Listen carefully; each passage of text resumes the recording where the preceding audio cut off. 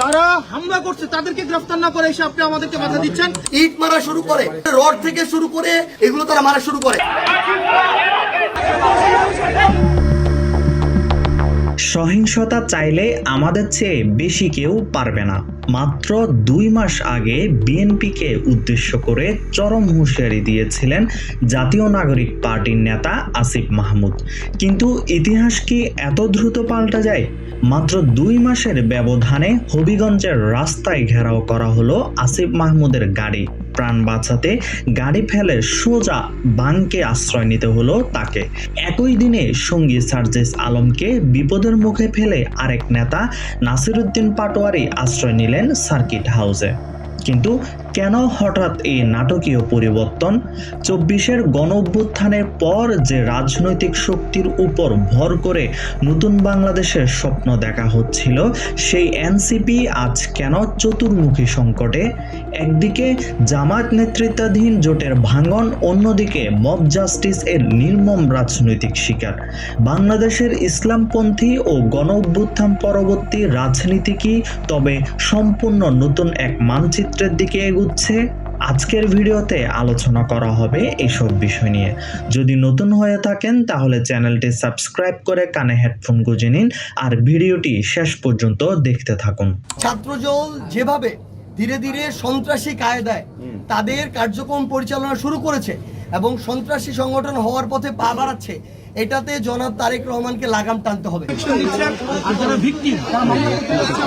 দেশের রাজনৈতিক অঙ্গনে এখন সবচেয়ে বড় আলোচনার বিষয় জামায়াত নেতৃত্বাধীন জোটের স্থায়িত্ব। প্রশ্ন উঠছে, জামায়াতকে একা ফেলে একের পর এক শরিক কি তবে নতুন ঠিকানার খোঁজে? খেলাফত মজলিস ইতিমধ্যেই আনুষ্ঠানিকভাবে বিদায় নিয়েছে, আর এখন জোটের অন্যতম প্রধান এনসিপির ভেতরে চলছে জোর আলোচনা। তারা কি জামায়াতের সঙ্গে থাকবে নাকি বিদায় নেবে?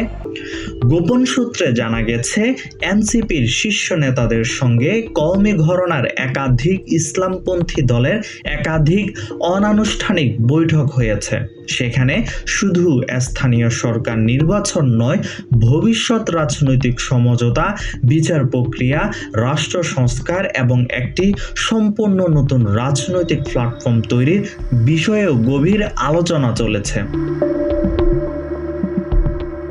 বিশ্লেষকরা বলছেন, কওমি ঘরানার দলগুলোকে এক ছাতার নিচে আনার যে রাজনৈতিক উদ্যোগ চলছে তাতে এনসিপি যুক্ত হলে জামায়াত বড় ধরনের রাজনৈতিক ধাক্কা খাবে। আগামী স্থানীয় সরকার নির্বাচনকে কেন্দ্র করে ইতোমধ্যে চিট প্রকাশ্যে এসেছে। ঢাকা সহ কয়েকটি প্রধান সিটিতে সমঝোতা না হওয়ায় শরিকরা আলাদা প্রার্থী দিচ্ছে, অর্থাৎ কয়েক মাস আগের মিত্ররা এখন মাঠে একে অপরের প্রতিদ্বন্দ্বী। জামায়াত যদিও দাবি করছে যে কোনো মতবিরোধ আলোচনা টেবিলে সমাধান সম্ভব, তবে রাজনৈতিক বিশ্লেষকরা ইসলামপন্থী রাজনীতিতে 3টি সম্ভাব্য পথ দেখছেন। আদর্শগত সমমননা, অল্প কিছু দলকে নিয়ে জামায়াতের বলয় টিকিয়ে রাখা, ধর্মভিত্তিক রাজনীতির পাশাপাশি সংস্কারপন্থী কওমি দলগুলোর নতুন জোট, এনসিপির মতো নতুন প্রজন্মের শক্তির সাথে কওমি ঘরানার ঐক্য, যা দেশের ইসলামপন্থী রাজনীতির মানচিত্র চিরতরে বদলে দিতে পারে।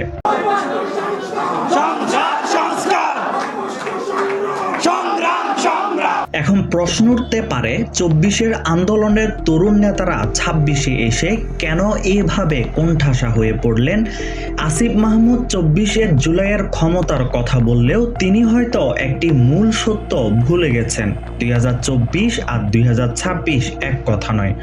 2024 সালে পুরো দেশ রাস্তায় নেমেছিল একটি সুনির্দিষ্ট ফ্যাসিবাদের পতনের জন্য, কিন্তু সেই শাসনের অবসান ঘটার পর জনগণ আজ আর কারো ব্যক্তি স্বার্থ বা রাজনৈতিক দাপট দেখতে রাজি নয়। গাজীপুর, বেনাপোল, গোপালগঞ্জ, বগুড়া, ঝিনাইদহ এবং সর্বশেষ হবিগঞ্জ 2025 সালের মে মাস থেকে শুরু করে 2026 এর জুলাই পর্যন্ত এনসিপি নেতাদের উপর অন্তত 1/2 ডজন হামলা হয়েছে। প্রতি 2-3 মাস পর পর একই ঘটনার পুনরাবৃত্তি ঘটছে। এটি কোনো বিচ্ছিন্ন ঘটনা নয়, বরং এটি একটি সুনির্দিষ্ট প্যাটার্ন।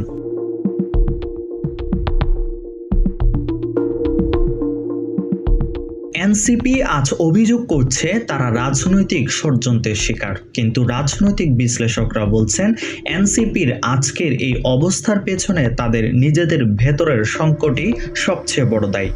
2024 সালের যে বিশাল ছাত্র জনতার ঐক্য ছিল তা আজ ভেঙে প্রায় 10-12টি টুকরো হয়ে গেছে। কেন এনসিপি আজ গণ আন্দোলনের রূপ হারিয়ে একটি ছোট দলে পরিণত হলো, এর পেছনে প্রধানত 3টি জাতীয় কারণ বিদ্যমান।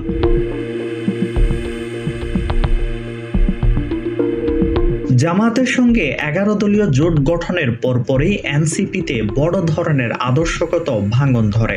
সৈয়দা নীলিমা দোলা, তাসনিম জারা সহ শীর্ষ নারী নেত্রীদের প্রায় সবাই একযোগে দল ত্যাগ করেন। জুলাই আন্দোলনের অন্যতম রূপকার হিসেবে পরিচিত মাহফুজ আলম এনসিপিতে যোগ দেননি। তিনি গঠন করেছেন অল্টারনেটিভস নামে নতুন প্ল্যাটফর্ম। বৈষম্য বিরোধী আন্দোলনের সাবেক সমন্বয়ক নাজিবা জান্নাত সহ প্রগতিশীল অংশের নেতারা গড়ে তুলেছেন নেটওয়ার্ক ফর পিপলস অ্যাকশন। অনেকেই আবার যোগ দিয়েছেন বিএনপিতে। ফলে জুলাইয়ের তরুণ নেতৃত্ব আজ এক সুনির্দিষ্ট পতাকায় ঐক্যবদ্ধ নেই।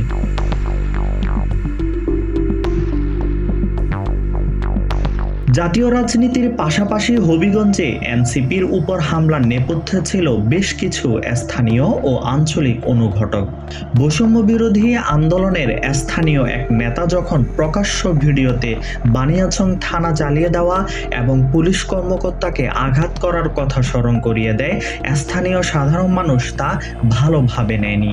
হবিগঞ্জ 4 আসনে বাংলাদেশ ইসলামী ফ্রন্টের পীর তাহিরি হুজুরের ব্যাপক সমর্থক গোষ্ঠী রয়েছে, যারা এনসিপির অবস্থানকে নিজেদের প্রতিপক্ষ মনে করে।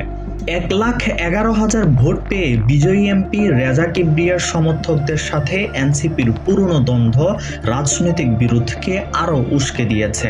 সাধারণ মানুষের মাঝে ছড়িয়ে পড়া দুর্নীতির নানান খবর এনসিপির ভাবমূর্তিকে মারাত্মকভাবে ক্ষুণ্ণ করেছে। আমরা বুঝতে পারছি এই সরকার পুরনো পথেই, স্বৈরাচারের পথেই হাঁটছে। যেখানে দলকে নিয়ন্ত্রণ করার কথা তিনি নিজেই সন্ত্রাসী পালছেন এবং তার অনুসারীরা এখানে দিবালোকে এবং সন্ধ্যা সময় সকলের সামনে স্পষ্টভাবে হামলা করেছে। তবে এই পুরো গল্পের সবচেয়ে করুণ ও গুরুত্বপূর্ণ অধ্যায়টি লুকিয়ে আছে মব সংস্কৃতি বা আইন নিজের হাতে তুলে নেওয়ার মানসিকতার মধ্যে। ইতিহাস কিছুটা পিছনে ফেরানো যাক। 2024 সালের সেপ্টেম্বরে ঢাকা বিশ্ববিদ্যালয়ের তোফাজ্জল কিংবা জাহাঙ্গীরনগরের শামীম হত্যা।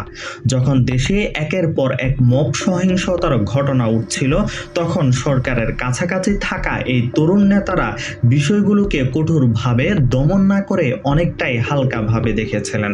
আইন ও সালিশ কেন্দ্রের তথ্য অনুযায়ী 2024 সালে মব সহিংসতায় নিহত হন 128 জন।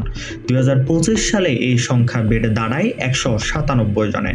অন্তর্বর্তী সরকারের 1.5 বছরে মবে প্রাণ হারিয়েছেন কমপক্ষে 293 জন মানুষ। মানবাধিকার সংস্কৃতি ফাউন্ডেশনের তথ্য মতে শুধু 2025 সালের মে মাসে মারা যান 32 জন। আর বিস্ময়কর বিষয় হলো, ঠিক ওই মে মাসে প্রথম মব অ্যাটাকের শিকার হন এনসিপি নেতা হাসনাত আব্দুল্লাহ। যে মব জাস্টিসকে একসময় যৌক্তিক বলে এড়িয়ে যাওয়ার চেষ্টা করা হয়েছিল, আজ সেই একই মব এর শিকার হতে হচ্ছে এনসিপি ও শিবিরের মতো সংগঠনগুলোকে। ইতিহাস সত্যি অদ্ভুত। ঠিক যেভাবে পাশার দান উল্টে যায়, আজ ক্ষমতা ও কৌশলের জায়গায় শুধু খেলোয়াড় পাল্টে গেছে, কিন্তু খেলার নির্মম নিয়মটা একই রয়ে গেছে। আগামী কয়েক সপ্তাহের ভেতরের রাজনৈতিক সিদ্ধান্তগুলো শুধু একটি জোটের ভবিষ্যৎ নির্ধারণ করবে না, বরং বাংলাদেশের ইসলামপন্থী ও তরুণ প্রজন্মের রাজনীতির সম্পূর্ণ নতুন মানচিত্র আঁকবে। এনসিপি কি শেষ পর্যন্ত জামাতকে বিদায় জানিয়ে কওমি ঘরানার সাথে নতুন পথে হাঁটবে, নাকি শেষ মুহূর্তে আলোচনার টেবিলেই বদলে যাবে সব হিসাব? আর যে মব সংস্কৃতির উপর ভর করে রাজনীতি এগোচ্ছে, তা দেশকে কোথায় নিয়ে ঠেকাবে? আপনার মূল্যবান মতামত কমেন্ট বক্সে জানাতে পারেন।